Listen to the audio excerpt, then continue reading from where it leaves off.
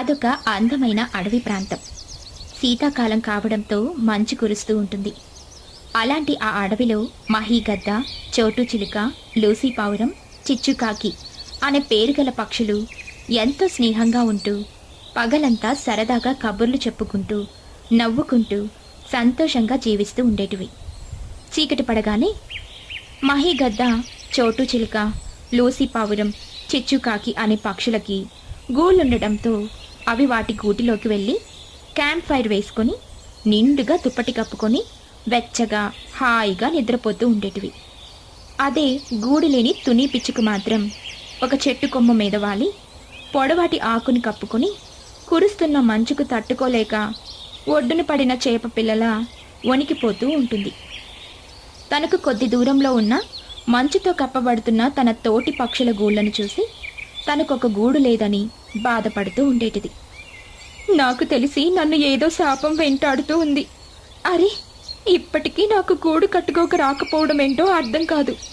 ఎంత ప్రయత్నం చేసినా ఆ ఒక్కటి మాత్రం పూర్తి చేయలేకపోతున్నాను.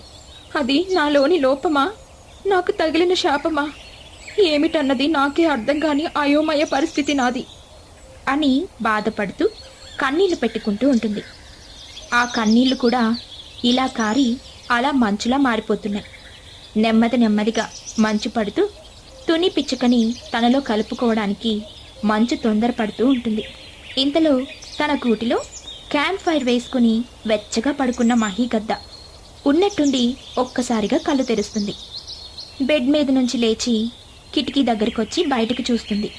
సన్నటి వర్షం జల్లులు పడుతున్నట్టుగా మంచు కురుస్తూ ఉంటుంది. చెట్లు మొత్తం మంచుతో కప్పబడి ఉంటాయి. ఎంత మంచు కురుస్తుంది, చెట్లు కూడా పూర్తిగా మంచుతో కప్పబడుతున్నాయి. మరి తుని పిచ్చుక ఎలా ఉందో ఏమో. ఏ పక్షి అయినా తన గూటిలో కొంచెమైనా ఏదో ఒక మూల చోటిచ్చిందో లేదో. అయినా నా సహాయం అడగని దాని గురించి నేనెందుకు ఆలోచన చెయ్యాలి అనుకుంటూ కిటికీ దగ్గర నుంచి బెడ్ మీదకి వస్తుంది. మళ్ళీ వెంటనే తనలో తాను, ఎంతైనా పెద్దదానిని, అడవి తీరు బతుకుదారి తెలిసిన దానిని, ఇప్పుడున్న పక్షులలో నేనే పెద్దదానిని.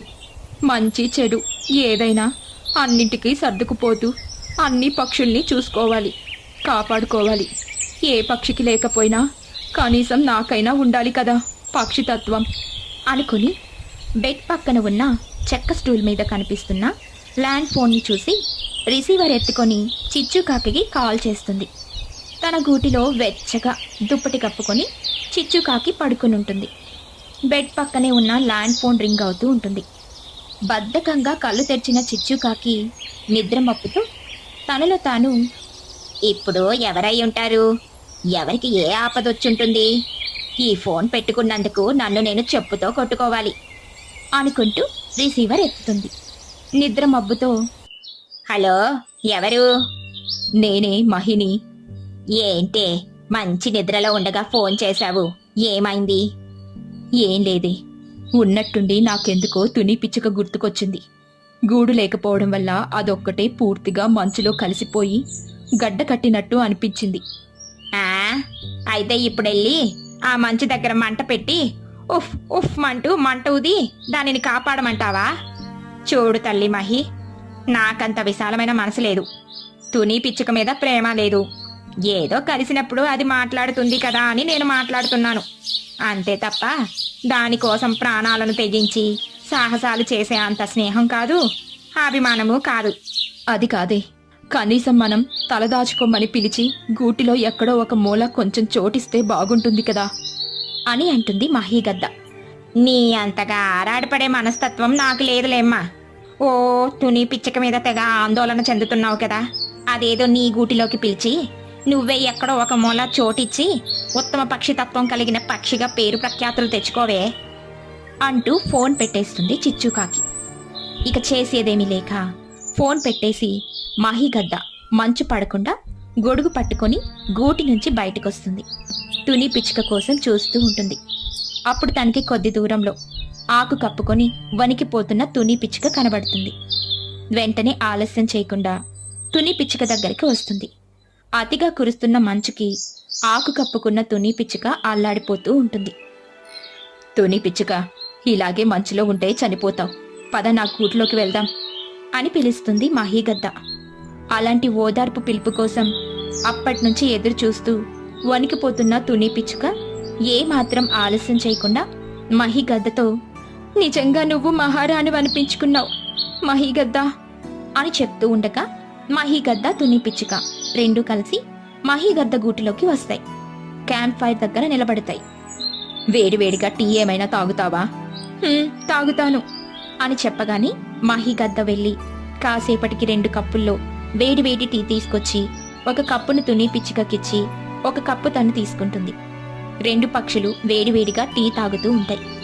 చూడవే తుని పిచ్చుక, స్నేహం అంతా నా స్నేహితులని నువ్వు అనుకోవడం కాదు, అవి కూడా నిన్ను అలాగే అనుకోవాలి. కానీ అవి అలా అనుకోవడం లేదు.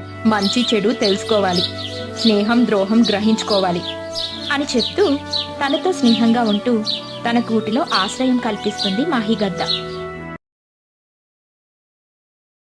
ఒక అడవిలో ఒక చెట్టు మీద అందమైన గూడు కట్టుకుని తుని అనే పేరుగల పిచ్చుక నివసిస్తూ ఉంటుంది.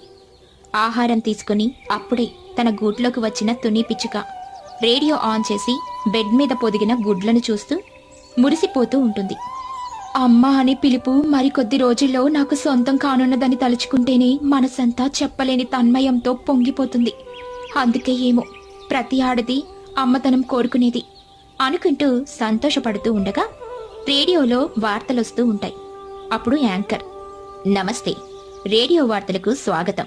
ఈనాటి ఈ వార్తలు చదువుతున్నది విక్రమ్ ఆదిత్య. బంగాళాఖాతంలో ఏర్పడిన అల్పపీడనం వల్ల భారీ నుంచి అతి భారీగా గాలివాన పడే అవకాశం ఉందని వాతావరణ శాఖ ఇప్పుడే ప్రకటించింది. దయచేసి అత్యవసర పరిస్థితులు అయితేనే బయటికి రండి. సమయానుకూలంగా మీ పనులు చేసుకుంటూ సురక్షితంగా ఉండండి. ప్రతి ఒక్కరూ అలర్ట్గా ఉండండి అని చెప్తూ ఉండగా తుని పిచ్చుక విని తనలో తాను, ఏంటో ఈ వాతావరణం ఎప్పుడెలా మారుతుందో అర్థం కాదు.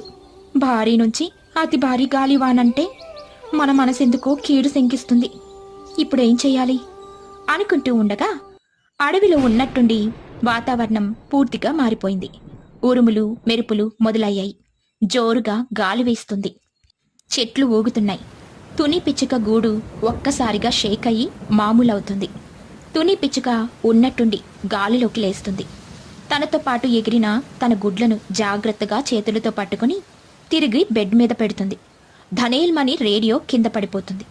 తుని పిచ్చుక భయపడుతూ తలుపు తీసి బయటకు చూస్తుంది. ఒక్కసారిగా వాతావరణంలో మార్పు కనపడింది. ఉరుములు మెరుపులు, ఎక్కడో పిడుగుపడినట్టుగా పెద్ద సౌండ్ వస్తుంది. దూరంగా వరద నీరు వస్తుండటం కనబడుతుంది. కంగారు పడుతూ తిరిగి తలుపు వేసుకుంటుంది. వామ్మో, ఇలా వార్తొచ్చిందో లేదో, అలా వర్షం మొదలైంది. అది వరదగా మారి నేనున్న వైపు దూసుకొస్తుంది. ఇప్పుడు నేను ఈ గూటిలో ఉండడం మంచిదా కాదా అంటూ ఆలోచించుకోకుండానే ఉన్నాను. ఇప్పటికిప్పుడు నేను ఈ గూడు కాదని ఎక్కడికి వెళ్ళాలి అని కంగారు పడుతూ బెడ్ మీదున్న గుడ్లని ఒక బుట్టలో పెట్టుకుని కుడి చేతిలో ఎత్తిపడుతూ తిరిగి కిటికీ దగ్గరికి వస్తుంది. బయటికి చూస్తుంది. దూరంగా పిడుగుపడి అక్కడ ఒక చెట్టు కాలిపోతూ ఉంటుంది. మరొక పక్క వరద నీరు ముంచేలా వేగంగా ప్రవహిస్తూ దూసుకొస్తుంది. ఇప్పుడు ఏమైనా నా గుడ్లకి ఏం కాదు. వాటిని భద్రంగా ఒక బుట్టలో పెట్టుకుని జాగ్రత్తగా పట్టుకున్నాను అనుకుంటూ ఉండగా వరద నీరు పిచ్చుక గూటిలోకి వచ్చేస్తుంది. గాలివానకి పిచ్చుక గూడు 2 ముక్కలై వరద నీటిలో కొట్టుకుపోతుంది. వరద నీళ్ళల్లో మునుగుతూ తేలుతూ గుడ్లున్న బుట్టని చేతితో పట్టుకుని ముందుకు వరద నీరులో కొట్టుకుపోకుండా జాగ్రత్త పడుతూ ఒడ్డుకు వెళ్లే ప్రయత్నం చేస్తుంది తుని పిచ్చుక. ఉరుములు మెరుపుల శబ్దాలతో ఆకాశం దద్దరిల్లిపోతూ భయపెడుతూ ఉంటుంది. ఒడ్డుకు తీసుకొచ్చి ఒక చెట్టు మొదల దగ్గర పెడుతుంది. వామ్మో, రాళ్లలాగా పడుతున్న వాన చినుకులకి నా గుడ్లు పగిలిపోయేలా ఉన్నాయి.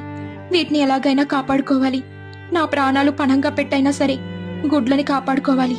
ఎలా అని ఆలోచన చేస్తూ ఉంటుంది తుని పిచ్చుక. ఎంత ఆలోచన చేసినా తన గుడ్లను కాపాడుకునే ఆలోచనే రావడం లేదు. అంతా అయోమయంగా ఉంటుంది.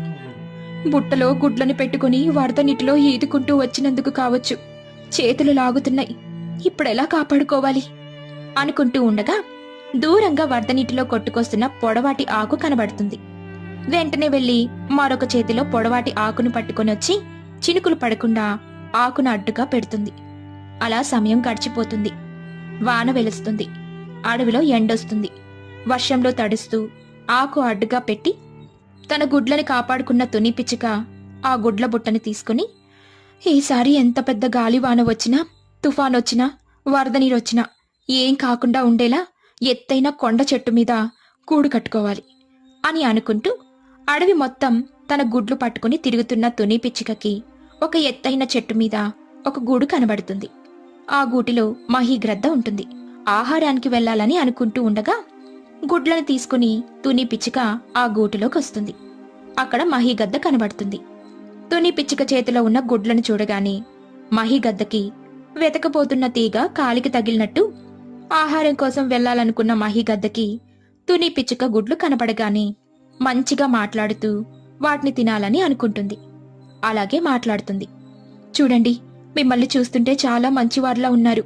నేను కూడా మీలాగే ఇంతెత్తున గూడు కట్టుకోవాలని అనుకుంటున్నాను.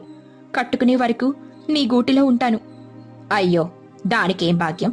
తప్పకుండా నీకెన్ని రోజులు కావాలంటే అన్ని రోజులుండు. చాలా సంతోషం. నా గుడ్లను చూస్తూ ఉండండి. వర్షం కారణంగా ఆహారం తినక 2 రోజులవుతుంది. నేనెళ్ళి ముందు ఆహారం తెచ్చుకుంటాను. భయపడకుండా వెళ్ళి జాగ్రత్తగా ఆహారం తెచ్చుకో అని చెప్పగానే మహీగర్దను గుడ్డిగా నమ్మి గుడ్లను అప్పగించి ఆహారం కోసం వెళ్తుంది తుని పిచ్చుక. కొంత సమయం గడిచిన తరువాత మహీగద్ద గుమ్మం దగ్గరికొచ్చి తుని పిచ్చుక వస్తుంది రానిది చూసుకుని తుని పిచ్చుక గుడ్ల దగ్గరికి వెళ్ళింది. ఒక గుడ్డును చేత్తో పట్టుకుని తినబోతూ ఉండగా అక్కడ తుని పిచ్చుక కనబడుతుంది. అంతే, మహీగద్ద ఏమాత్రం భయపడకుండా కోపంగా తుని పిచ్చుకను చూస్తూ తిరిగి గుడ్డును తినాలని చూస్తూ ఉండగా గ్రద్ద గూటిలో ఉన్న పక్షుల ఎముకలలో విరిగిన ఎముకను తీసుకొచ్చి మహీగద్దకు గుచ్చుతుంది తుని పిచ్చుక. మహీగద్ద బాధపడుతూ ఉండగా తుని పిచ్చుక తన గుడ్లను తీసుకుని అక్కడ్నుంచి వెళ్ళిపోతుంది.